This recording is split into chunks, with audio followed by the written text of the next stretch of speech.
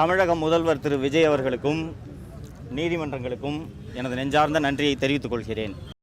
தமிழக அரசியல் வட்டாரத்தில் பரபரப்பை ஏற்படுத்திய நிலையில் யூடியூபர் சவுக்கு சங்கர் ஜாமீனில் விடுவிக்கப்பட்டுள்ளார். முந்தைய ஆட்சிக் காலத்தில் திமுக அரசு மற்றும் அமைச்சர்களுக்கு எதிராக அவதூறு பரப்பியதாக கைது செய்யப்பட்ட சவுக்கு சங்கர் பின்னர் குண்டர் சட்டத்தின் கீழ் புழல் சிறையில் அடைக்கப்பட்டிருந்தார்.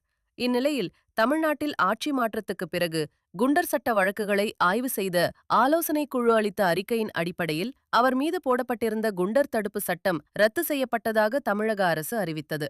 இதனைத் தொடர்ந்து புழல் மத்திய சிறையிலிருந்து ஜாமீனில் வெளியே வந்த சவுக்கு சங்கருக்கு அவரது ஆதரவாளர்கள் உற்சாக வரவேற்பு அளித்தனர்.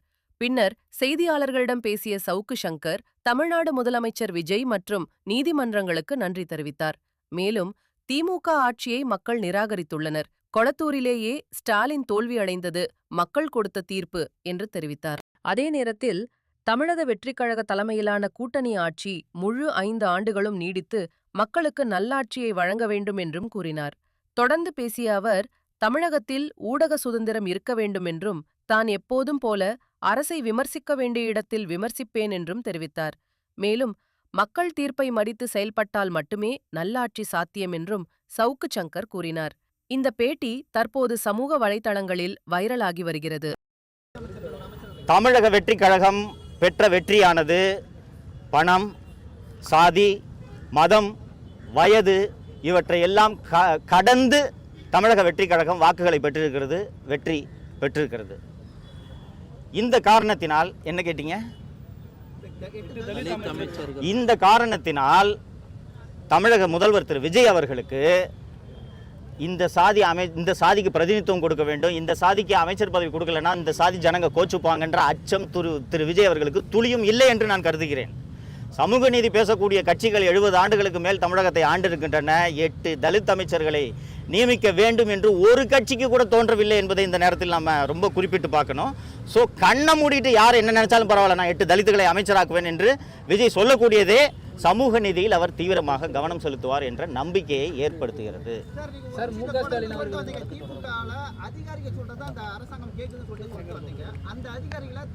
தமிழக வெற்றி கழகத்தினர் இந்த அரசு வந்து மாற்றி இருக்கிறது, அதை எப்படி நம்ம எடுத்துக்கலாம்? அவங்க வந்து சொந்தமா யோசிச்சு முடிவெடுக்கிறாங்க அப்படின்னு.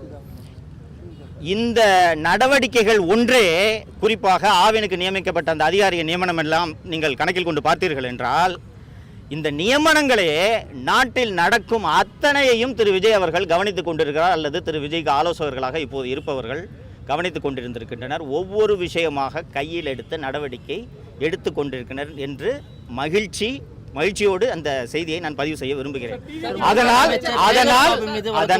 அதனால் இந்த ஆட்சியின் மீதான நம்பிக்கை அதிகரிக்கிறது. முன்னாள் அமைச்சர் சேகர் பாபு மீது வழக்கு செய்யப்பட்டாருங்க. இல்ல, அதெல்லாம் அரசோட ரகசியம், எனக்கு தெரியாது. வழக்கு பதிவு செய்யப்பட்டு நான் ஒரு ஊடகவியலாளனாக என்னுடைய பணியை நெறி தவறாமல் தொடர்ந்து செய்ய வேண்டும் என்பதுதான் என்னுடைய ஒரே விருப்பம். எந்த ஆட்சியாக இருந்தாலும் சரி. இவ்வளவு கொடூரத்தை எனக்கு செஞ்ச போது கூட நான் திமுக ஆட்சியை தொடர்ந்து விமர்சனம் பண்ணிட்டு தானே இருந்தேன். அப்போ ஒரு பிளசண்டான அரசு இருக்கும்போது குறைகளை சுட்டி காட்டுறதுல என்ன தயக்கம் இருக்க போகுது எனக்கு? அதனால ஊடக சேர்ந்து நான் ஏற்கனவே சொன்ன கேள்வி பதில் சொன்ன மாதிரி அவர்கள் வந்துட்டு மீண்டும் நம்ம ஆட்சி தான் வரப்போகுது 5 மாசத்துக்குள்ள, எல்லாரும் வெயிட் பண்ணி பாருங்க அப்படின்னு சொல்லியிருக்காரு. அதை பத்தின உங்களோட கருத்து? இதே ஸ்டாலின் தானங்க 200 தொகுதிக்கு மேல ஜெயிப்போம்னு சொன்னாரு. வயசாயிடுச்சு. நன்றி.